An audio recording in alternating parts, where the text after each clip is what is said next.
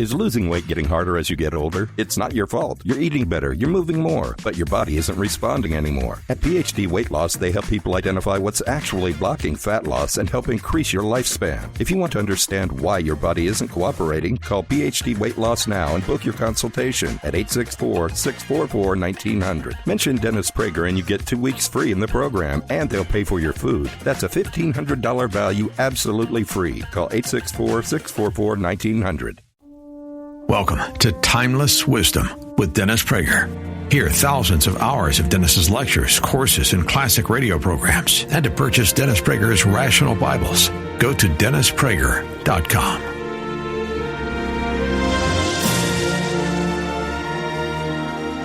On today's episode of Timeless Wisdom.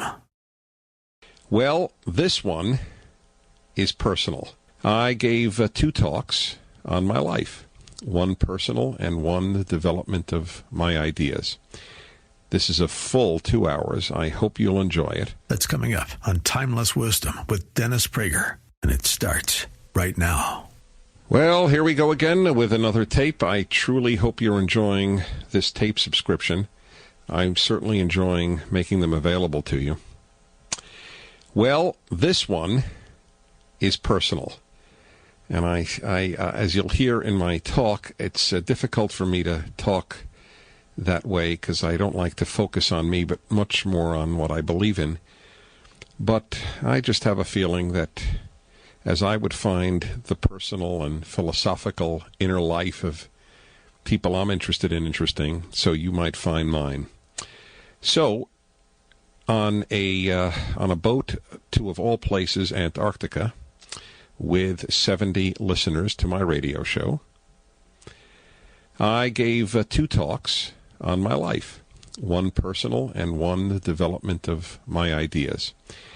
This is a full 2 hours. I hope you'll enjoy it, and give me feedback always. Just send me email through my website, DennisPrager.com. Now, please forgive the fact that there is a low motor noise. It's a constant, like, white noise, because, after all, we're on a ship. Other than that, it's very clear, hopefully, and I'm working on the technical quality of the tapes to increase their quality in every instance. So sit back and enjoy the tapes that I'm calling My Story. I decided that I would begin today with something I've never, ever done anywhere because I'm too self-conscious to do it. And that is tell you my story. How I got where I am in a whole host of different arenas of my life. And then, whatever time we have remaining. And then I think one of the sessions might just be Q&A, just to throw out anything you want, although I think that's the one I'll have with Fran. So maybe the other session will still be a reflective thing on life. Anyway, let me tell you a little about me. And I am very self-conscious. I admit this, and I'm not normally self-conscious. But you know me really well. In fact, Fran thinks I say everything on the radio. That there is nothing I don't say. She's nodding her head now. But there are things. But that's not what I'll say now anyway. Let me tell you my story. It is, and I really believe that your stories are just as interesting. I truly believe that everyone has a fascinating autobiography.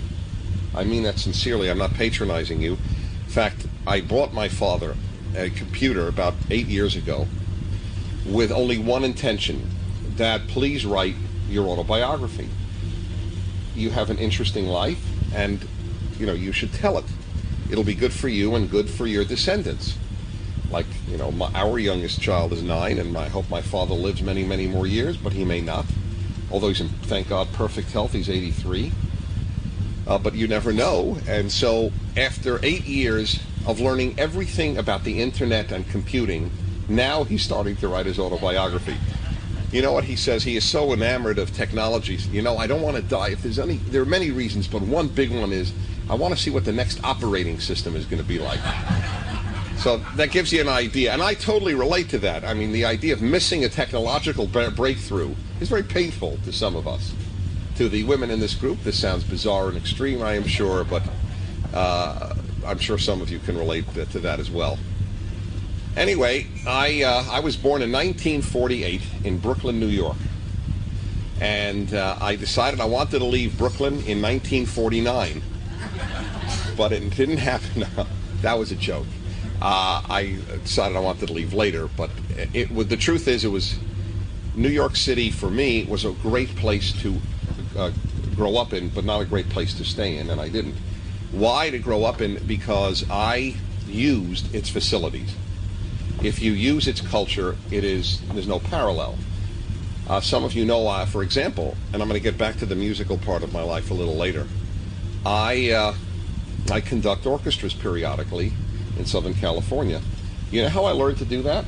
Instead of doing homework, so I pride myself, or prided, I don't know about today, but I prided myself in not doing a single homework in 4 years of high school. And mind you, my grades reflected it. It's not that I got away with it. I am probably the only person you will ever meet who was rejected from Queens College. Okay? That gives you an idea of what my grades were like. Or as I tell people, and it usually it takes a little while for people to get my point, I graduated in the top 80% of my class. I always people are really, no kidding, that's not so bad. Then later it dawns on them, it's awful, it's pathetic, it's the bottom 20. Anyway, I used the culture of New York City tremendously, and one of the things I did was every week, more or less, I'd go to the New York Philharmonic Library, and I would take out a score and learn how to conduct from score. I got quite adept at it, actually. I would conduct at my father's stereo system in the house I grew up in. And, everybody thought I was just waving a baton, but I knew that the guys were listening to me. And it really was one. It was also great aerobics. By the way, conductors live forever. And I've never known a conductor outside of an accident who had died young. And I'm convinced doing this for hours a day is a magnificent exercise. And I felt it. It's great for the heart and so on. So if any of you want to just pick up a painless way to do aerobics, conduct your stereo system. So I would do that. I would rent these scores and I would follow them. And it became a real passion in my life. And one of my fantasies, and I was telling Fran, so you will know all of this is legit, I've had, in the realm that I can speak to you about, I've had two fantasies. And they were conducting an orchestra and going to Antarctica. So I'm sharing number two with you, but those have always been dreams that I never thought would be realized. And both thanks to my radio show, because the first one was, one day somebody called me up and said, Dennis, you have any dreams or fantasies that have never been realized? I said, yeah, I'd love to conduct an orchestra. And the next day, the president of a local orchestra said, we'll try you out. And the conductor came and he said, well, he knows how to read music. So they gave me a Mozart piece. It was the most nervous I was in my life since childhood, conducting, because these are all pros and I'm just an amateur. But it worked out, and then it went to other things. The point there being, and I'll get back to music because it's been one of the couple of passions that have kept me going in my life. The point being that it was New York City that have made it possible in some ways for me to do that. Let me, though, go back chronologically.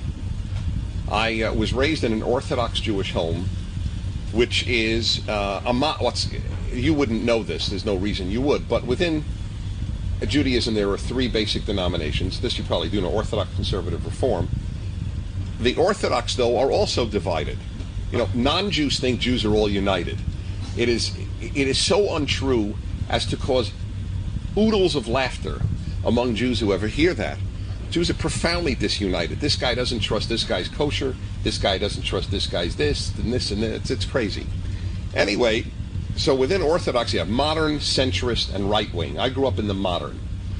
What did modern mean? Modern meant, for example, we kept kosher, we kept the Sabbath strictly, but outside the house, we didn't wear a yarmulke. That would be or we would eat in any restaurant, though we wouldn't eat non-kosher food. Does that make sense to you? So we wouldn't eat, bacon, shrimp, or meat out. but we would eat fish out and at any restaurant, whereas the more Orthodox won't even eat at a regular restaurant fish. Why? You can ask me later. It's a big theological issue, not a personal one. So I grew up in that home, but in Brooklyn, New York, it was very possible, even in a modern Orthodox home, to lead a very insular life. I never met Reform Jews. I never met conservative Jews. And in fact, I met more non-Jews than I met non-Orthodox Jews. To give you an idea of how closed life can be, only in New York City, really. It is, and by the way, not just for Jews, for almost any group, they stick together. New York is not a worldly city. If you want to meet people from outside of your world, leave New York. And that is a very big part of me and a very big part of why I left New York. I wanted to meet everybody and not just have a life among people that I grew up with or that were very similar to me in some religious or ethnic way. This episode of Timeless Wisdom will continue right after this.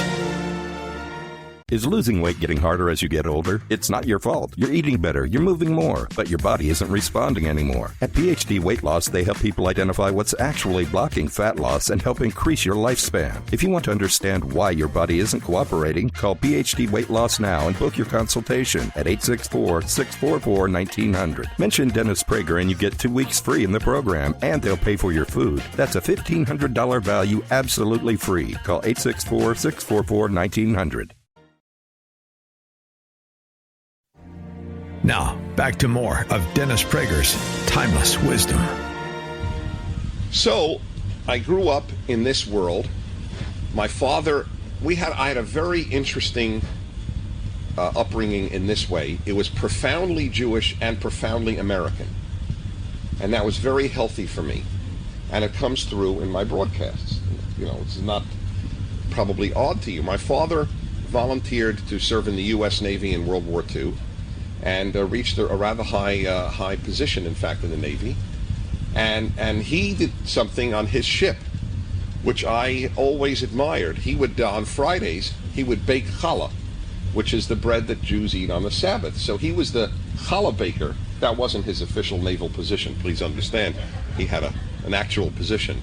But I've always, that was a good model of living among everybody else but being true to your own religious practices. I like that, and I have tried to emulate that particular model in my life and in the life of my children. Anyway, I grew up very strong sense of America is great and wonderful, and a very strong sense of being a Jew. So, as I've said since September 11th, I am a member of the 2 most hated people in the world and very proud of it. And I mean that is a fascinating aspect of life. I think I said that on the radio. It's there are reasons for it that do give me pride, be that as it may. So that's how I grew up. I can't say that my childhood was particularly happy. It's not meant as a reflection or denigration in any way. I didn't like school. My parents were not happy that I didn't like school. I got thrown out of class so regularly that there was a chair in the elementary school office. It was called the Dennis Prager chair. And you know, like there's an honorific of the so-and-so chair at Princeton. This was the Dennis Prager chair at Yeshiva Rambam.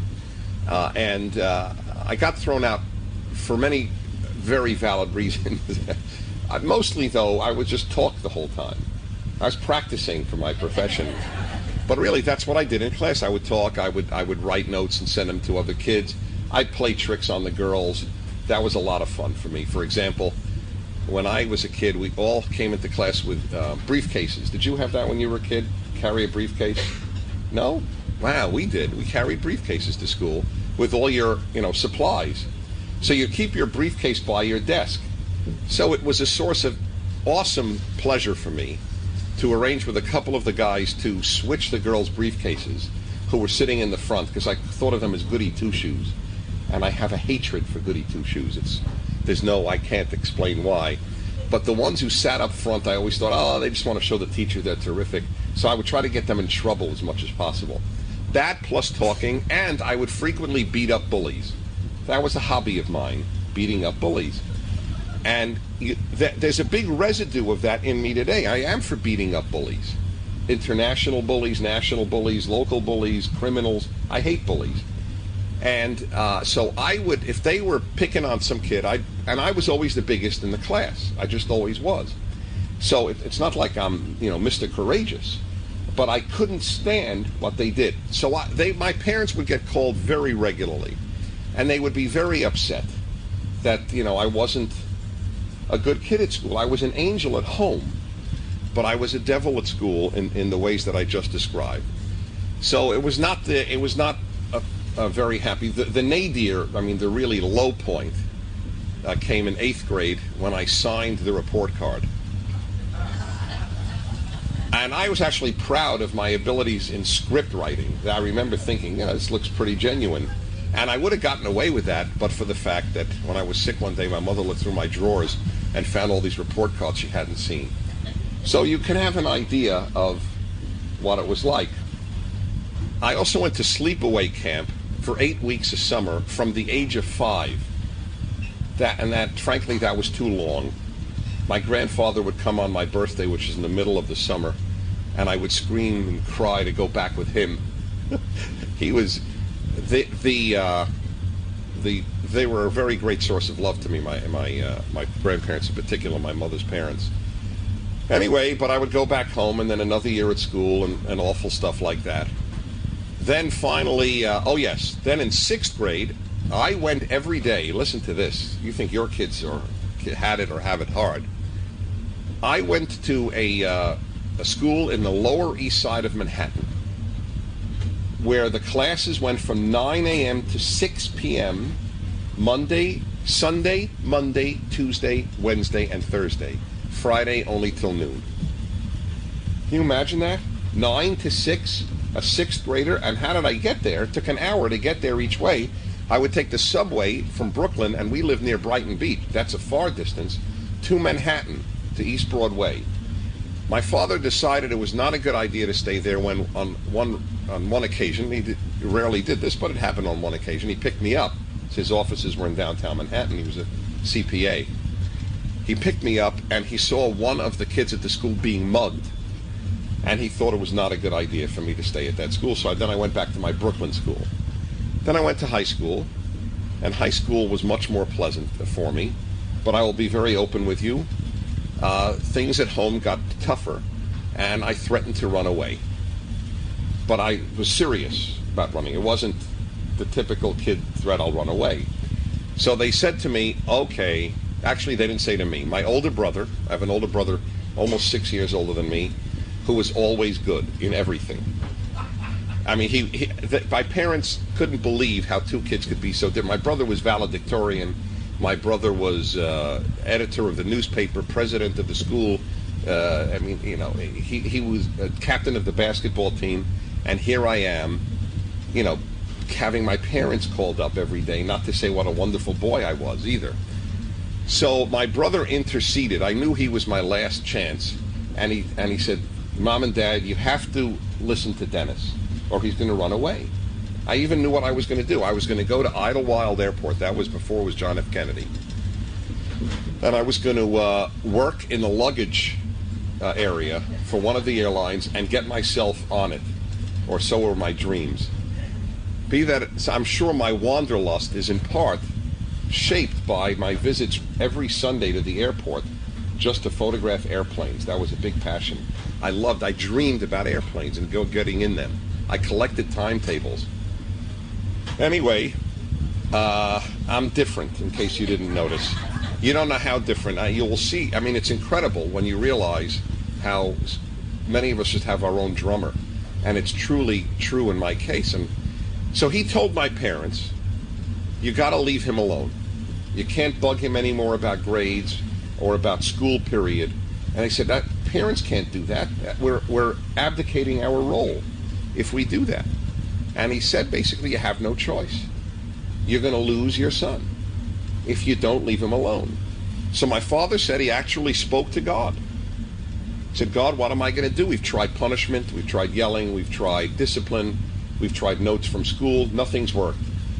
And so the school psychologist, God bless that woman, or man, I don't even know if it's a man or a woman now, actually, whoever it was, and my brother, prevailed upon my parents to leave me alone and let me raise myself, as odd as that sounds. And they agreed.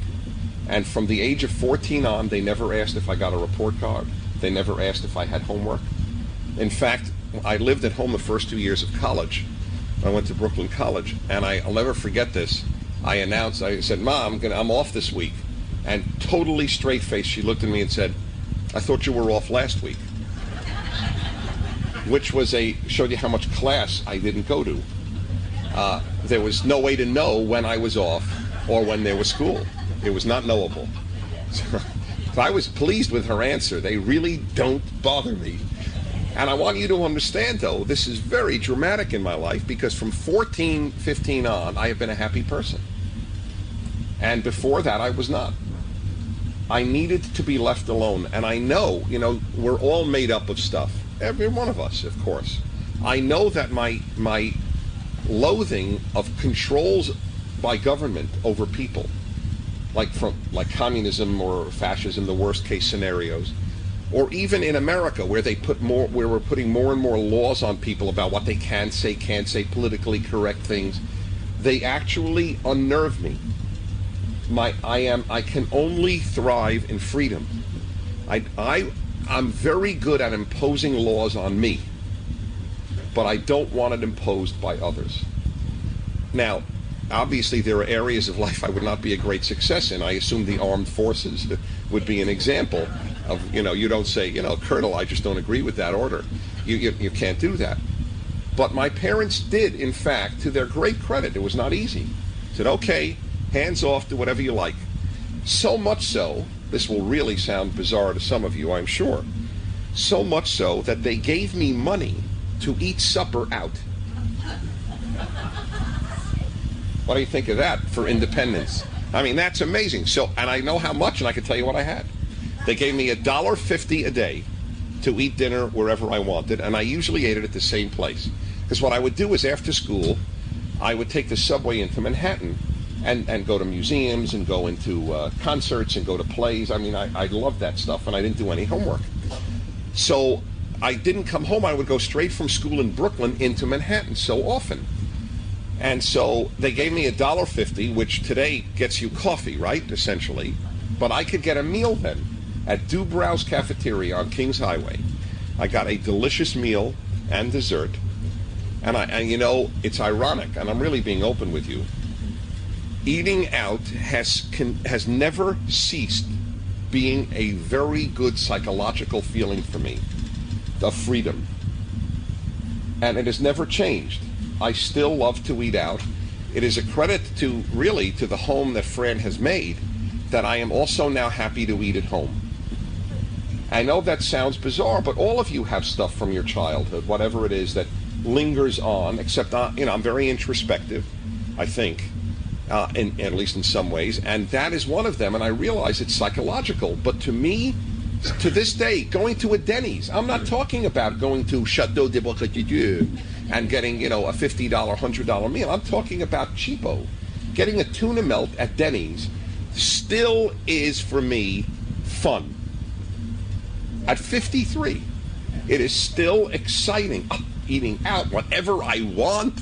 I'm not restricted to the menu at home. There's no chance I'll have liver. Just that alone. That alone gave me oodles of joy, because every week my mother would serve a food that should not be eaten by humans, in my opinion. Liver. I mean, I like anything, but I hate liver. So what I would do is I would find out when liver was being served and always make sure to definitely not to be home that night, but at a friend's house or homeless. Anything over liver. This episode of Timeless Wisdom will continue right after this. Is losing weight getting harder as you get older? It's not your fault. You're eating better, you're moving more, but your body isn't responding anymore. At PhD Weight Loss, they help people identify what's actually blocking fat loss and help increase your lifespan. If you want to understand why your body isn't cooperating, call PhD Weight Loss now and book your consultation at 864-644-1900. Mention Dennis Prager and you get 2 weeks free in the program, and they'll pay for your food. That's a $1,500 value absolutely free. Call 864-644-1900. Now, back to more of Dennis Prager's Timeless Wisdom. Now, who would tell me when we had liver? This is another thing that I want to tell you about that had a very deep impact on me. We had a housekeeper, what's called today a housekeeper. It was a black woman, Ethel. Ethel was my confidant in life. I told Ethel everything. Everything. Ethel loaned me money. Ethel was my surrogate mother. And I am convinced that this had an effect on the ease and comfort that I have always felt of people of any race. That the profound role that an African-American woman played in my upbringing, I cannot overstate it. She was my, when I had a bad report card, I went to her. When and again, it's so embarrassing for me to think that I borrowed money for her for hockey magazines, but I did. That's Ethel. The latest issue of Hockey Illustrated is out, and she'd give me 50 cents. I don't know if I ever paid her back, but I adored her. And so that's a good chunk of what it was like to grow up. Again, I get this, the money to eat out, but we did always eat together Friday night and Saturday because of the Sabbath. Then I couldn't eat out. It would have been against religious law, spending money, eating out, and so on. So that was fine. I had no problem, rejoining my family Friday night and Saturday. But then the week would resume again, and I did that. Now, I look back and I realize I'm thoroughly abnormal. I don't mean it in a bad way, just not normal. For example, I never in my life liked parties. I didn't. I don't like them today. I didn't like them when I was a kid. I didn't understand, what do you do at a party? It was very loud. My mode of communication is to speak. So anytime there's loud music, I can't speak. It's like I've lost all of my interest and my powers. I was as interested in girls as any of the guys who went to parties, but party wasn't going to be my method of meeting anybody. I just knew it. What was my method? It was not a successful one, I might say, in high school. For example, I had these dreams in high school and college. Oh, I'll meet a girl who loves music like I do at Carnegie Hall. It didn't happen. I'll tell you about that stuff later. But anyway, I never liked parties. What did I do? I told you music. I told you I go to plays. And I had a hobby called shortwave radio listening, wherein I got from my bar mitzvah, from my grandfather, a great shortwave radio. I don't know if any of you ever seen the Zenith radio, Transoceanic it was called. Huge antenna comes out of the handle. You seen that? Oh, it's a great one, right? It's a great radio. You turn the bands.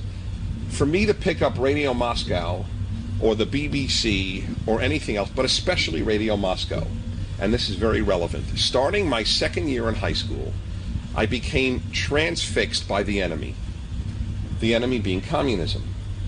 And I listened, and I was absolutely intoxicated, never persuaded. It was never an issue of flirting with it. I never did for a second. But I always have loved propaganda. It fascinates me how people try to sell what isn't true. And so I would listen to Radio Moscow in English, and then they said, hey, if you write to us, we will send you a complete set of books. I even remember the woman's name, Nina Potapova. We will send you How to Learn Russian, 2 volumes. So I sent away to Radio Moscow. I will never forget. I don't have a lot of childhood memories. I was 14, 15. A thick packet filled with Soviet stamps arrives at my parents' house in Brooklyn. It was so exciting. I looked at it. Somebody licked these stamps in Moscow. It was so exotic to me, I can't tell you. It was so exciting. It was also, unfortunately, exciting to the government. See, this is something I didn't know. And because my next batch of mail was from radio then Peking, not Beijing. And I wasn't learning Chinese, but I got mail. And while you could get mail from Radio Moscow, we had no relations with communist China, and people getting packets of things from China were a little suspect in the eyes of the post office, and they tore my mail open. And I wrote a letter to the then senator from New York, Robert F. Kennedy, saying to him what happened and that I should be allowed to get unmolested mail from communist China. And he wrote back, and it's one of the many things that I regret throwing away.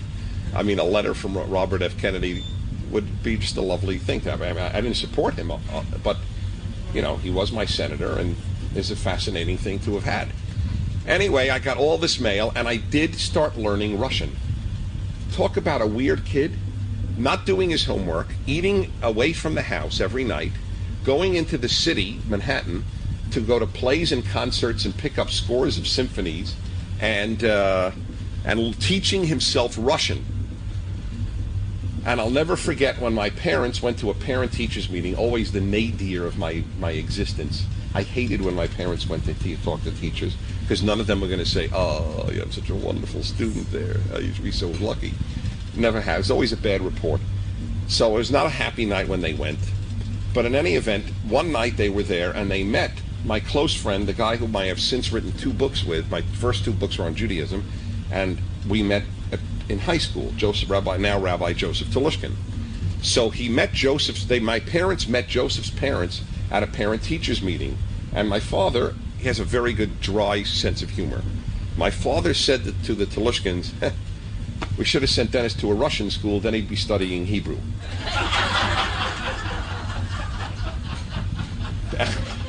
It's a good line and very true, because under my desk I read 2 things during classes: the New York Times, I think the Herald Tribune had closed by then, that was my first paper of choice, and Russian. And, you know, the rabbis at the school were not very happy that I wasn't studying their holy subjects, but rather teaching myself Russian and reading the New York Times. In fact, one time, one teacher was rather bitter. I walked in and he said to me, and it was all in Hebrew, so I did learn Hebrew real well, as it happens, because all these teachers had come from Israel and didn't speak English. And he said to me, "No New York Times?" I walked into the class, "No New York Times?" He goes, "Go back and bring it in, then you can come back in." That's how bitter he was against me. A nice guy, but you know, I remember with a portion of the Torah we were studying then, all of the 10 things that the chief priest wore in the Holy Temple. And I could not think of a more boring thing to study at the time than what are the 10 pieces of clothing a high priest wore 2,400 years ago. And so I read the New York Times under my desk and studied Russian. Well, that ended high school, but I got the last laugh. I did get to speak at the graduation, even though I graduated 92nd in a class of 110. I got to speak because I was president of the class. Now, here's an interesting point. How did somebody, it's very rare, they were very grade conscious in my school, and they divided you A, B, C, D. A, very bright, B, pretty bright, C, a little stupid, D, very stupid. And I started in the D class and ended up graduating in the C class. I went from very stupid to moderately stupid. Telushkin, which is the living joke of our lives, went from moderately smart to moderately stupid, and we both ended up in the moderately. He's now the most prolific author in Judaism in America. The guy who went to the moderately stupid class, the C class with me. And I spent much of my 4 years laughing. That's much. It was a very happy, hilarious time. Grades didn't matter to me, and my parents would every so often, very, you know, hands-offish, but just intellectually raise the idea that as much as I might have been learning Russian or studying Mozart symphonies, that the world was not going to grade me on that. How am I going to get a job? And I didn't know the answer, but I didn't buy the argument that if you get good grades, that leads to success in life, but if you develop 1,000 other areas, it doesn't lead. I just didn't believe that. It's not, remember, and I always tell parents this because they're often relieved that, oh, my kid doesn't do homework either. I say, well, wait a minute. What is your kid doing when he or she is not doing schoolwork? If they're just watching TV and partying, then there is reason to be concerned. But that's not what I was doing. I didn't watch any TV. I never liked television, and I wasn't partying. So I ended up as president of the class. Now here's another part of me that you'll see resonates. I led a campaign in my grade of the 4 classes against cheating on tests. And I developed an ability, if I may say, of asking people to be a little better than they now were and not coming off as a goody two-shoes or holier than thou. And that was I realized, because you could say, who's this turd here telling us not to cheat? What does he think, he's better than us?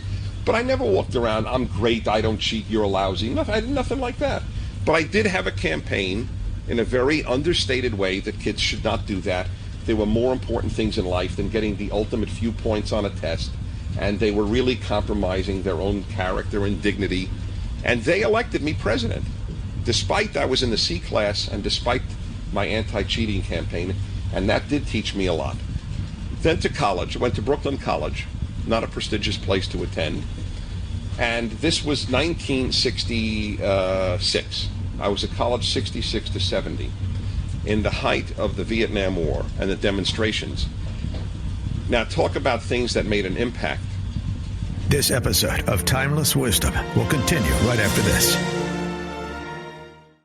Is losing weight getting harder as you get older? It's not your fault. You're eating better, you're moving more, but your body isn't responding anymore. At PhD Weight Loss, they help people identify what's actually blocking fat loss and help increase your lifespan. If you want to understand why your body isn't cooperating, call PhD Weight Loss now and book your consultation at 864-644-1900. Mention Dennis Prager and you get 2 weeks free in the program, and they'll pay for your food. That's a $1,500 value absolutely free. Call 864-644-1900.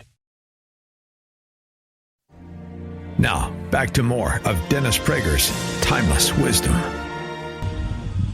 A guy named Mark Rudd, who was the head, I think, of Students for a Democratic Society. Remember that SDS, that left-wing group?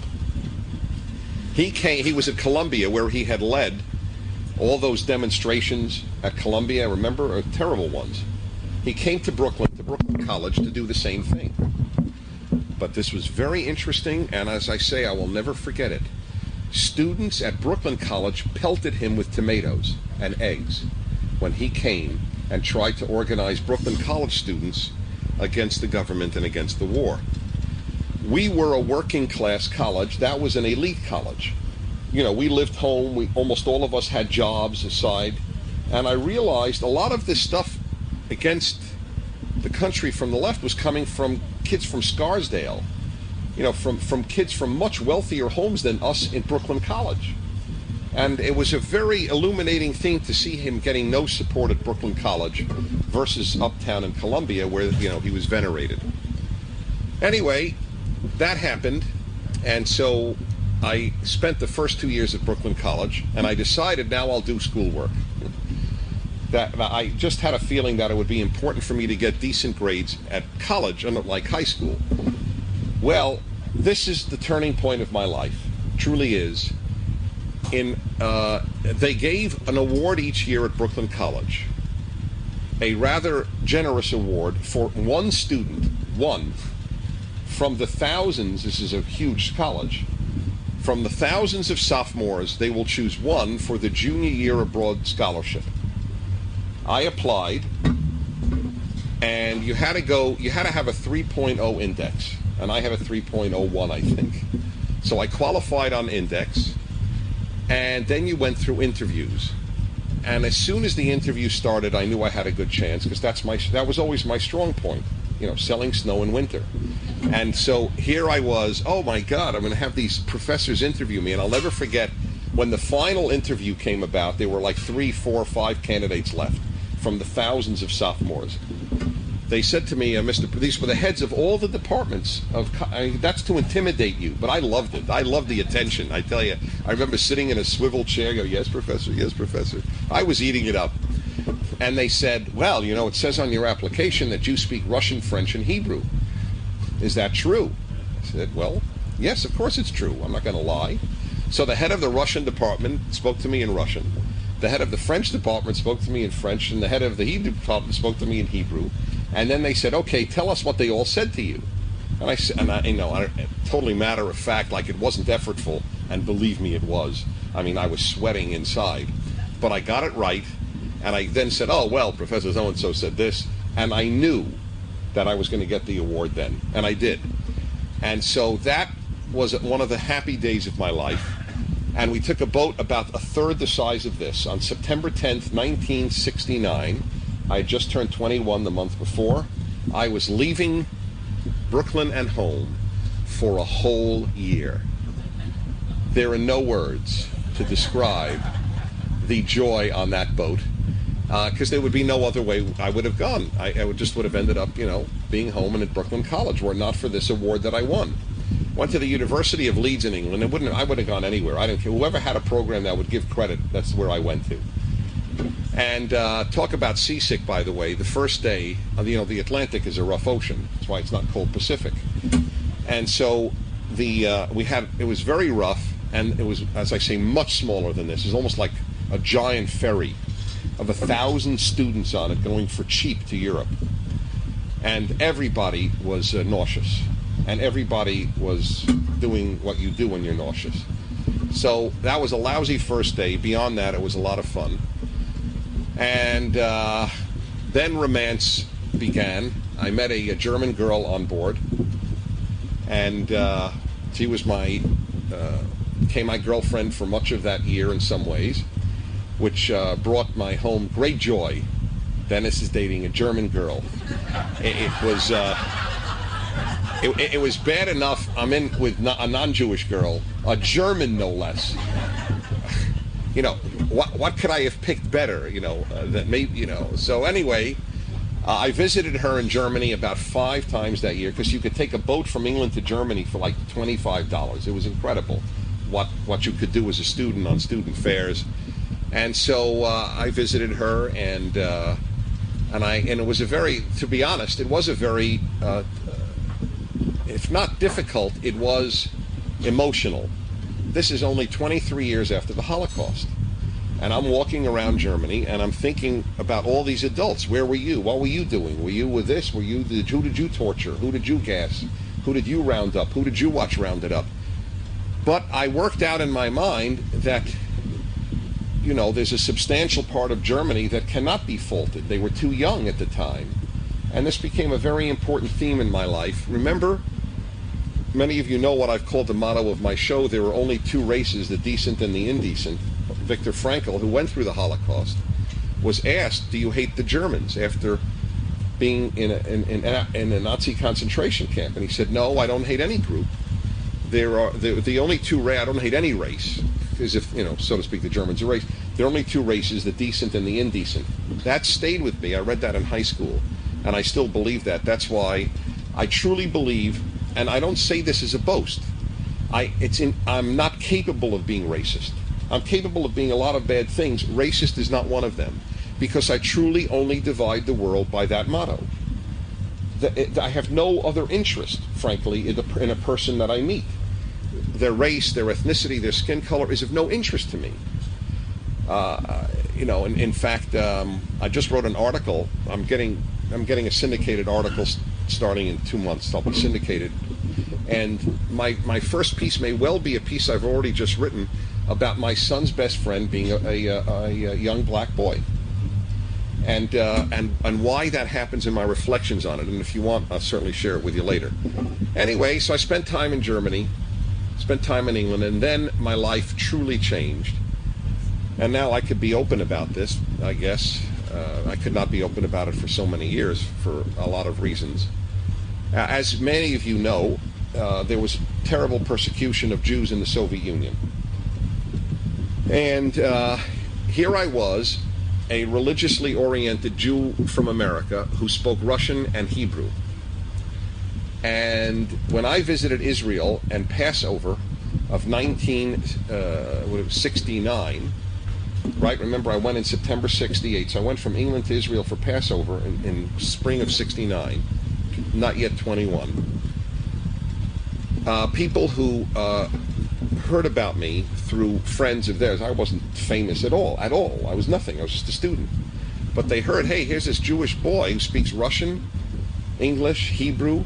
Let's send him to Russia to bring in religious items for Jews, because they're all banned in the Soviet Union, and let him bring out information and names of Jews who want to get out, which is a very risky thing to have done under communism. But when you're 20, you think you're immortal. So and to really make it all the more alluring, not only, of course, were they going to pay for me to go to Russia to do this for 4 weeks, no less, which is a lot, let me tell you. It was the longest 4 weeks of my life. But they would send me with a girl from England, And I thought, hey, I'm not going to say no to that. And I mean, it's my luck, as it turns out, she was very religious and believed that you should have no touching even prior to marriage.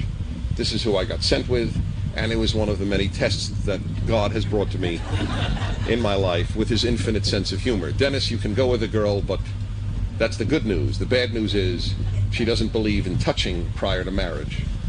So I didn't propose to her, and so I certainly had no choice, or no chance and no choice. But she was an excellent companion, and we got a lot of information in and out.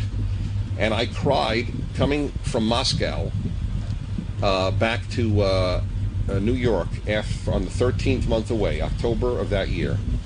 I cried the whole flight on Pan Am, and I'll never forget the flight attendant, then known as stewardess, came over to me, and she said, "Can I help you? Did you just break up with a girlfriend?" You know, and I said, "No, it's okay. I can't explain." But the explanation was I had just spent 4 years in a 4 years. That's what it felt like. 4 weeks in a totalitarian state, and because I had this blue passport, I could get out. And I met all these people who couldn't. And it was that I was crying for all the people I met. That here I am. I just board a plane, and I leave back to free America. It also obviously had yet another reinforcing belief in me of the greatness of freedom, of American freedom, and so on. Then my final year in college was uneventful, except for the fact that I began lecturing, and that's why my life was turned around. I went all around the eastern half of the United States lecturing on the plight of Soviet Jews. That's how my lecture life began. Then I went to Columbia University for graduate school at the Russian Institute and Middle East Institutes, and I did not get a degree because I would have had to have written.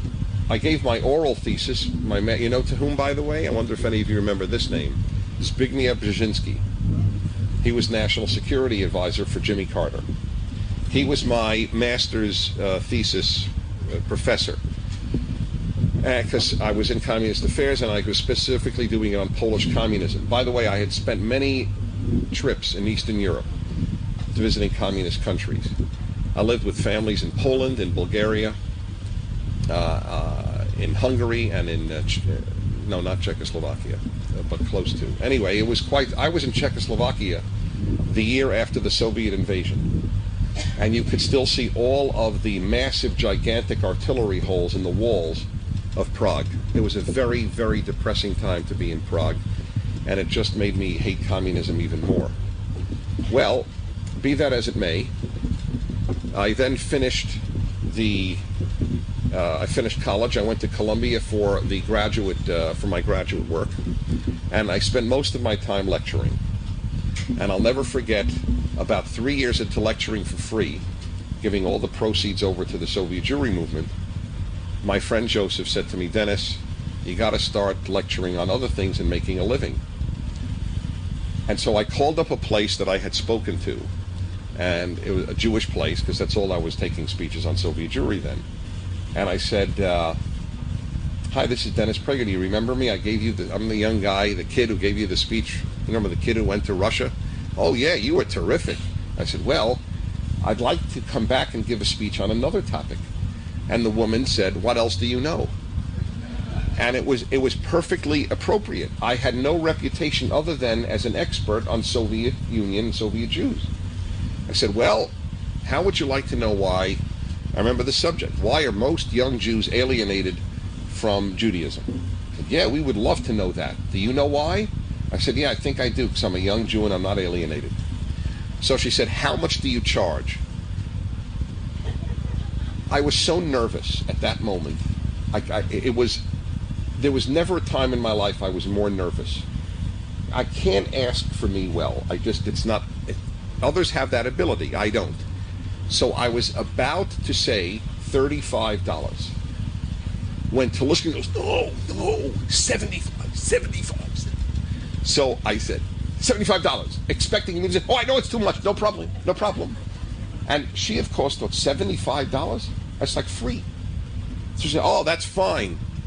And they even paid my taxi fare that was the first time that people had paid me to come to a place to give my thoughts. And it hasn't stopped. It's a wonderful way to make a living. Look at where I am now, right? I mean, on the Drake Passage to Antarctica, giving a speech. And that's how it all began, my speaking. Through calling up the places that I got a reputation. This was all Jewish life. I had not spread my wings beyond that, but deeply ached to. I never wanted to be in one world, ever, ever. But I was very grateful, first, to help Soviet Jews, and second, to start making a living. And I wrote, instead of doing my master's thesis, remember there were no word processors then, just erasable paper for selectrix, remember that? That's what I would use. Instead, Telushkin and I wrote a book. And this is very interesting. Instead of writing a thesis, I've always taken chances, and almost always they have blossomed. And I am a big believer, you are too, by virtue of your being here. I mean, I'll talk to you about that later. I'm sure how so many of your acquaintances probably said, "What?" Exactly. When you said, "Yeah, we're going to Antarctica." I mean, people think you flipped out of your minds. So you understand what it is to live fully, to take risks and so on. Not that it's a very risky thing, but you know what I'm saying. Anyway, I decided not to write my master's thesis, which no one in the world except Brzezinski would have read. And probably he wouldn't have read it, a teaching assistant would have. So instead, I left Columbia after 2 years, and I said to Telushkin, you know what, Joseph? Wherever we go, Jews are asking the same questions, and they need answers to these questions. And so we wrote a book called 8 Questions People Ask About Judaism. The most, like, do you have to believe in God to be a good Jew? How do you account for people who are religious but who are not ethical? I mean, very basic, real questions. And we decided to publish it ourselves. Another risky thing to do, but it was the best choice one of the best professional choices of my life, because selling the books at speeches paid for me to do all my travels in my 20s. I would take the book and speech revenue and then go to another part of the world. It was a great time. It was just a great time for me. I was, if your 20s are good, man, they're good. Because you're old enough to do anything and young enough to still be pretty irresponsible. You don't have to have a family. You don't have, it's awesome.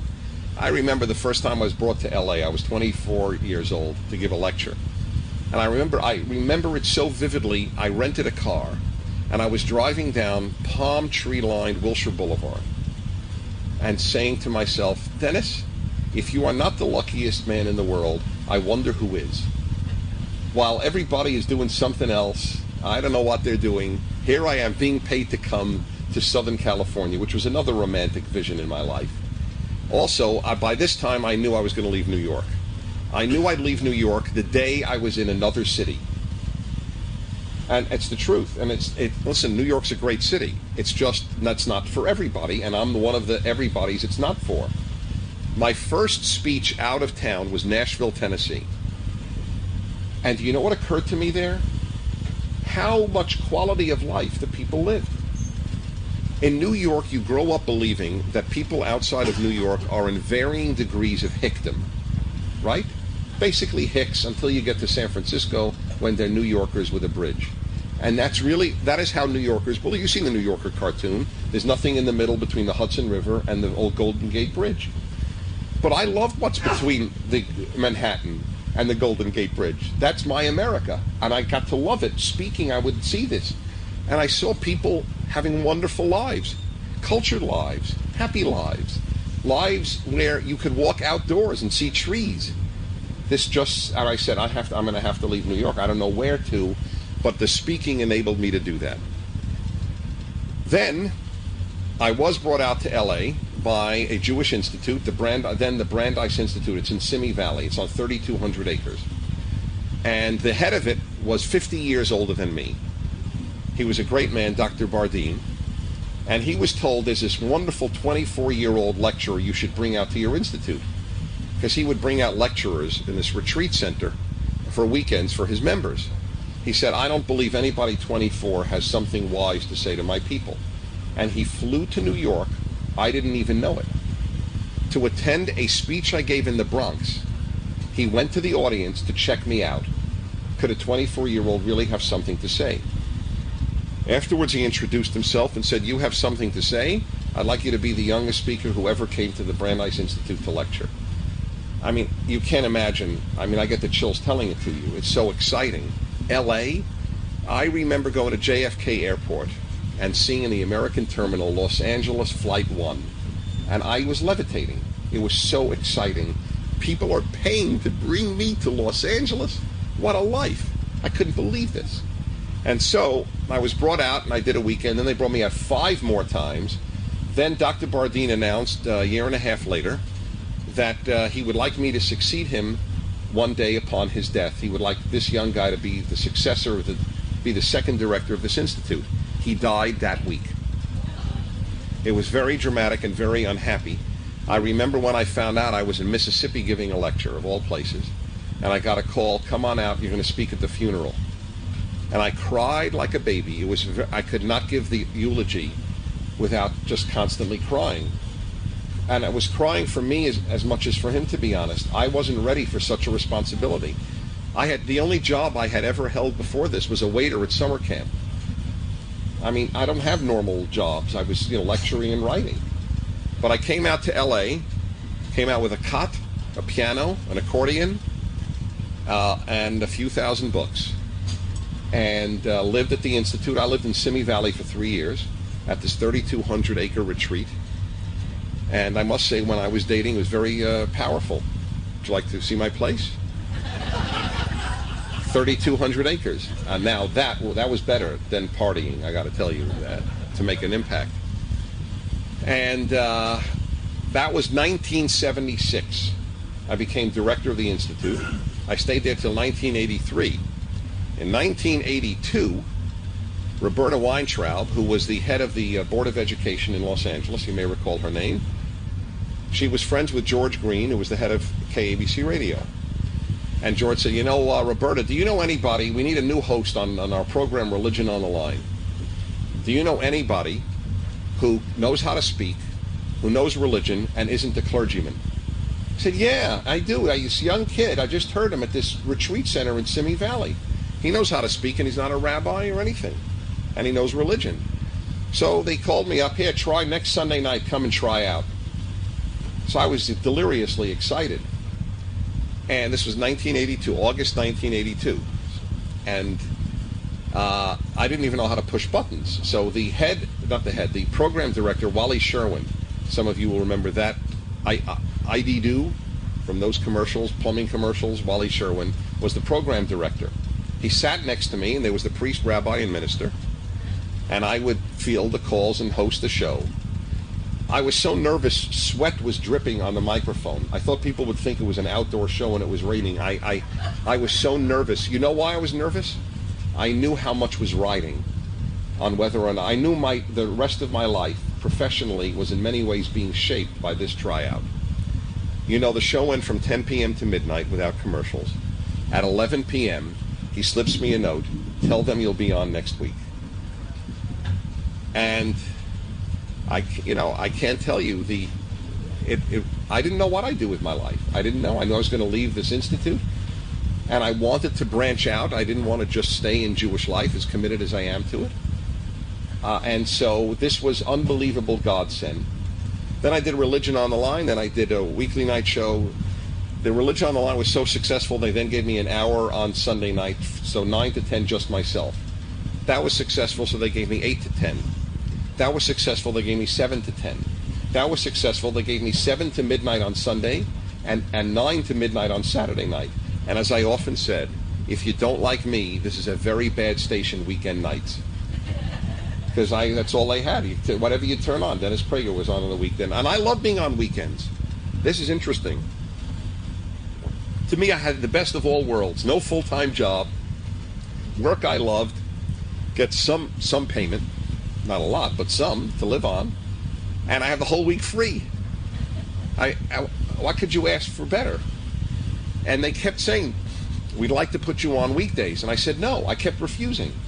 And finally, as Fran can attest to this, they just said, you have to go on, basically. You're an idiot if you don't. That's where radio is. You've got to grow. I said, okay. So then I went 9 to midnight on weeknights, except Friday night, my Sabbath. I did 9 to midnight. Did very well. Then they put me on days. So then I broadcast, I don't know, what was it, 1 to 4, then 12 to 3, then 9 to 12. After 19 years with KABC, KABC did not want to allow me to syndicate my show. And so I left. There was no hard feelings. They allowed me. It's never been done before. I doubt it'll be done again. They allowed me to stay on radio, know I was leaving the station. Usually people just disappear. And so I didn't announce I'm going to KRLA, which at that time was KIEV anyway. But I did say, I am going elsewhere. They didn't make it easy for me. I could not say where, which I understand. And they also made sure I did not broadcast the very next week in LA, so people wouldn't find me immediately. So they did stuff which is understandable. They don't want to lose my listeners. But anyway, I moved over, and now look at where my life has come from. This insulated life in Brooklyn Jewish life to now being a national talk show host hired by evangelical Christians. Salem Radio are evangelical Christians, and they are my employers, and I get along with them terrifically, and there's no reason that I wouldn't. We share so many values. And so that has been the life. In the meantime, I've written 2 other books, hundreds of articles, and life has been very blessed for me. Tomorrow on Timeless Wisdom with Dennis Prager. Okay, now it's time for part 2 of my story, and this is the evolution of my thinking and philosophies of life. Join us tomorrow to hear more on Timeless Wisdom with Dennis Prager. This has been Timeless Wisdom with Dennis Prager. Visit DennisPrager.com for thousands of hours of Dennis's lectures, courses, and classic radio programs, and to purchase Dennis Prager's Rational Bibles. Is losing weight getting harder as you get older? It's not your fault. You're eating better, you're moving more, but your body isn't responding anymore. At PhD Weight Loss, they help people identify what's actually blocking fat loss and help increase your lifespan. If you want to understand why your body isn't cooperating, call PhD Weight Loss now and book your consultation at 864-644-1900. Mention Dennis Prager and you get 2 weeks free in the program, and they'll pay for your food. That's a $1,500 value absolutely free. Call 864-644-1900.